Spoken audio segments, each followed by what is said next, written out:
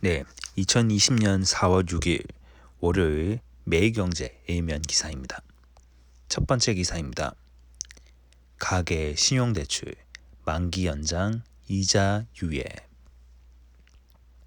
정부가 코로나19 피해 지원을 위해 가계 대출에 대해서도 대출 만기 연장과 이자 상환 유예 혜택을 제공하는 방안을 추진한다. 코로나19 경제 충격이 가계로 번져 신용불량자가 양산될 경우 금융기관 건전성 문제도 커질 수 있다는 우려에 선제적으로 대응하기 위한 것이다. 정부는 일정 조건을 충족한 취약 가계 대출에 대해 만기 연장, 이자 상환 유예를 시행하는 한편 단기 연체나 연체 직전 가계 대출에 대해 프리워크 아웃 등 채무 조정을 확대 적용한다는 계획이다. 5일 금융권에 따르면 금융위원회는 이 같은 내용을 담은 취약계층 금융지원 방안을 마련하고 있다. 이는 이번 주 문재인 대통령이 주재하는 제4차 비상경제회의에서 논의될 전망이다. 이번 방안에서 가장 눈에 띄는 부분은 금융지원 대상에 가계가 포함된다는 점이다. 지금까지 코로나19 금융지원은 개인 사업자와 법인 등에 대한 대출을 중심으로 집행돼 왔다. 코로나19 사태로 인해 직접적인 피해를 입은 소상공인과 중소기업 등에 대한 지원이 우선시됐기 때문이다. 하지만 코로나19 충격 여파가 가계로 번지고 있다는 분석이 나오면서 지원 범위를 기업 대출에서 가계 대출로 넓혀야 한다는 주장이 제기된 것으로 전해졌다. 실제로 가계 대출이 최근 들어 빠른 속도로 늘어나고 있는 것으로 파악됐다. 신한, KB국민, 하나, 우리, NH농협은행 등 5대 시중은행 가계대출 잔액은 지난달 말 현재 620조 원으로 전년 동기 대비 7.6% 증가했다. 2월 말에 비해서는 6조 7천억 원가량 증가했다. 이 가운데 개인 신용대출은 2월 말 110조 8,800억 원에서 3월 말에는 113조 원 1,200억 원으로 2조 2천억 원 넘게 불어났다. 관련 통계가 집계되기 시작한 2016년 1월 이후 최대 증가폭이다. 코로나19 여파로 경기가 급속히 위축되면서 가계가 대출을 통해 필요한 자금을 조달했기 때문이라는 게 금융권 분석이다. 이와 함께 가계대출 연체율도 올 들어 꾸준히 상승하는 추세를 보이고 있다. 이에 정부는 은행과 저축은행 등의 취약가계 신용대출에 대해 만기 연장과 이자 상환 유예 프로그램을 적용하는 방안을 추진하고 있다. 카드, 캐피탈사의 현금 서비스, 카드론 등도 대상에 포함될 것으로 보인다. 또한 자금 상황이 악화돼 연체가 발생했거나 연체가 발생하기 직전인 가계대출 차주를 대상으로 프리워크아웃을 선제적으로 적용하는 방안도 추진하고 있다. 프리워크아웃은 단기 연체자 채무를 신용회복위원회와 채권금융회사 간 협의를 거쳐 조정해주는 제도다. 두 번째 기사입니다. 소상공인에 20조 원 풀었는데 기존 대출 연장 많고 신규 적어. 소상공인 시장진흥공단 서울남부센터에서 만난 사진관 운영자 A씨는 정책은 많은데 말뿐이라며 줄 서다 쓰러지겠다고 말했다. A씨는 지난달 20일 은행에 서류를 접수했는데 30일에 서류가 도착했다고 지역신고에서 연락이 왔다면서 무조건 한 달 이상 걸린다고 해서 포기하고 소진공에 왔다고 했다. 그는 직원 월급을 줘야 해서 긴급 대출을 받으러 온 건데 상담이 밀리고 사람이 많아 대출을 못 받으면 결국 현금 서비스 같은 걸 사용할 수밖에 없다면서 그러면 또 신용등급이 떨어지고 한도가 달라져서 서류도 다시 받아야 하고 상담도 다시 해야 한다고 호소했다. 정부가 중소기업과 소상공인에 대해 58조 원 규모 코로나19 금융지원 대책을 가동하고 있으나 현장에서는 여전히 좌충우돌이다.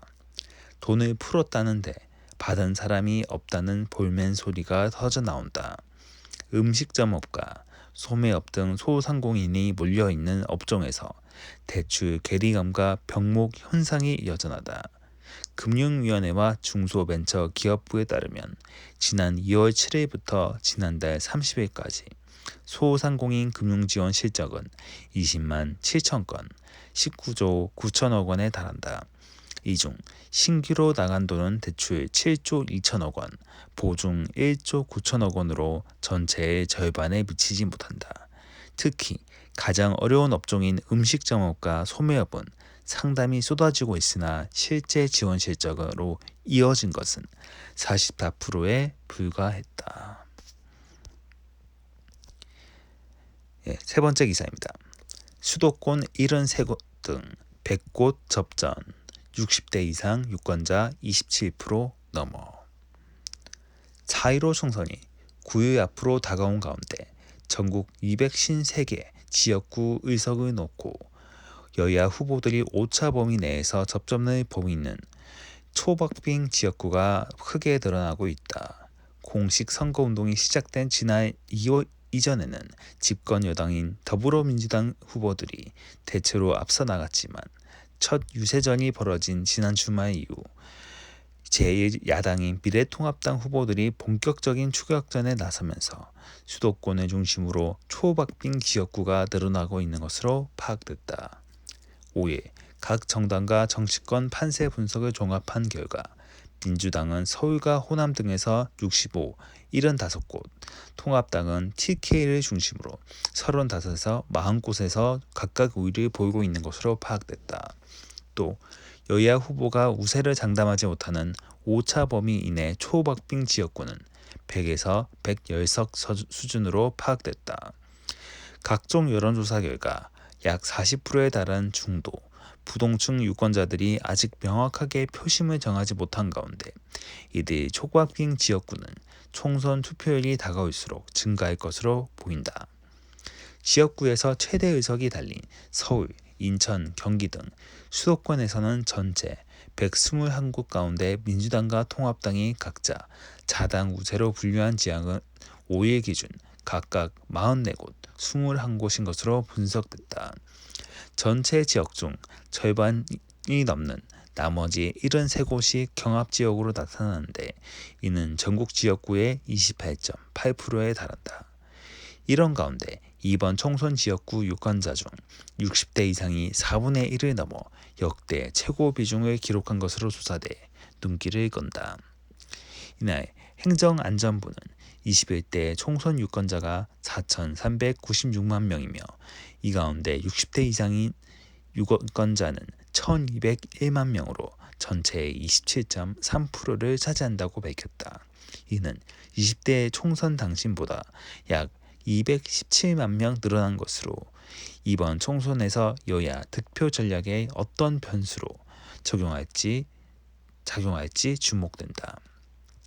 정당별 판세 분석이 일치하지는 않지만 대체로 초박빙 경합 지역구가 전체 지역구의 40%를 넘는 100에서 110곳에 달하고 이들 지역구에서 여야의 총선 승패가 판가름 날 가능성이 큰 것으로 분석된다. 특히 선거 초반 여론조사 결과에 제대로 반영되지 않은 유권자들의 숨은 표심들이 막판에 얼마나 반영될지 여야 각 정당이 긴장하며 이를 주목하고 있다. 민주당과 통합당이 공통적으로 경합지역으로 분류한 곳은 서울 광진을, 동작을, 송파을, 관악을, 동대문을 등이 우선 꼽힌다. 가히 을 지역이 많아 을의 전쟁이라 부를만하다. 수도권에서는 남양 주변, 고양갑, 성남 분당을, 여주 양평, 포천 가평, 화성갑, 안양 만안, 평택갑 등에서 초접전이 벌쳐지고 있다는데 두 당이 대체적으로 이견이 없다. 정통적으로 스윙 스테이트 역할을 해온 충청에서도 충북, 청주 상당을 비롯해 혼전 지역이 계속 늘어나고 있는 것으로 파악됐다. 통합당 강세 지역이었던 있었지만 20대 총선에서는 민주당이 약진해 낙동강 전투란 수식어가 붙은 PK 지역에서도 혈투가 벌어지고 있다. 부산은 지난 총선에서 전체 지역국 18곳 중 5곳에서 민주당이 승진했는데 이들 지역을 중심으로 민주당의 수성과 통합당의 탈환 경쟁이 갈수록 불을 품고 있다. 부산, 진, 갑에서는 김영춘 민주당 후보와 서병수 통합당 후보가 여론조사별로 승패가 갈리며 엎치락뒤치락하고 있다. 이 밖에 남구의 해운대의 사하갑 등에서도 현역 의원이 버티는 민주당과 탈환을 벼르는 통합당 후보 간의 접전 양상을 보이고 있다.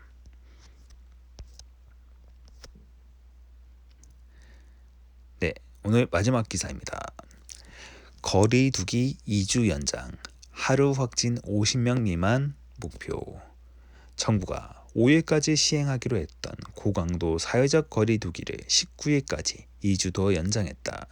국내 신규 확진자가 4일 기준 나흘째 100명 아래에 머무는 등 코로나19 확산세가 어느 정도 잡혔지만 병원, 종교시설을 중심으로 간헐적인 집단 감염이 이어지고 있는 데다 해외 유입 위험도 여전하기 때문이다.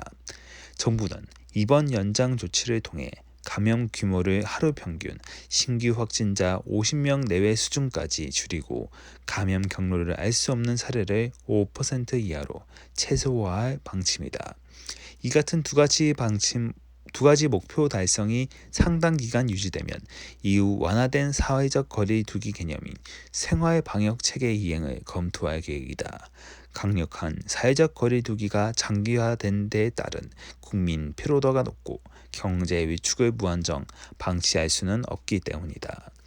2차 고강도 사회적 거리 두기로 종교시설, 무도장, 체력단련장, 체육도장 등 실내 체육시설과 클럽, 유흥주점 등 유흥시설은 물론 지방자치단체가 정하는 추가 업종, PC방, 노래방, 학원 등은 19일까지 운영 제한 조치가 지속된다.